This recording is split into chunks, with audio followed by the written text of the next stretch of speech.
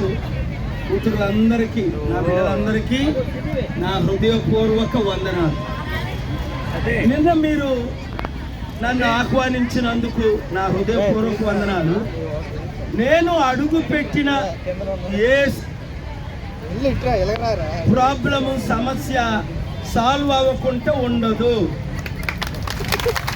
Media మిత్రుల ద్వారా ముఖ్యమంత్రి జగన్మోహన్ రెడ్డి గారికి నేను మీ కేఏ పాల్ విశాఖపట్నం నుంచి మాట్లాడుతున్నాను. చూడండి, అంగన్వాడీల కోరికలు మీలాగా నాలాగా గొంతమ్మ కోరికలు కావు. మీకు ముఖ్యమంత్రి అవ్వాలని ముఖ్యమంత్రి గారు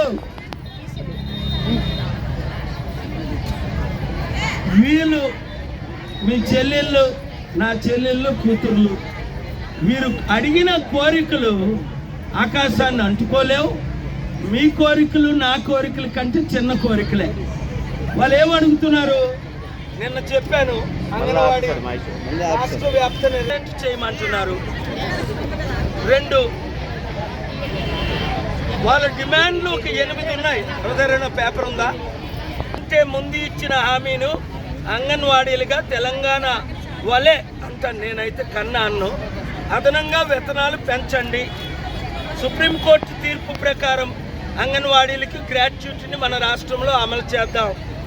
రాష్ట్రంలో ఉన్నటువంటి మినీ సెంటర్లని మెయిన్ సెంటర్లుగా మార్చుదాం. అంతవరకు మెయిన్ టీచర్లకు ఇచ్చే వేతనం ఇవ్వాలి, తప్పులేదు. మినీ వర్కర్కు ప్రమోషన్ ఇవ్వాలి.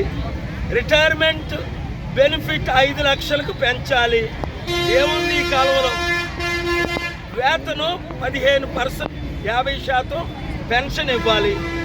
వేతనంలో హెల్పర్స్ ప్రమోషన్ నిబంధనలు రూపొందించాలి. రాజకీయ జోక్యం అరికట్టాలి. ప్రమోషన్ వయసు 50 సంవత్సరాలకు పెంచాలి. సర్వీసులో ఉండి చనిపోయిన అంగన్వాడీ వర్కర్స్కు, హెల్పర్స్ కుటుంబంలో ఒక ఉద్యోగం ఇవ్వాలి. బీమా అమలు చేయాలి. ప్రభుత్వ ఉద్యోగుల మాదిరి రిటైర్మెంట్ వయసును 62 సంవత్సరాలకు పెంచాలి. రాజకీయ నాయకులు, నా మిత్రులు నరేంద్ర మోదీ గారు 73, ఆద్వానీ గారు 93. మరి వీళ్ళకి 62 పెంచడంలో తప్పే ఉంది? వైఎస్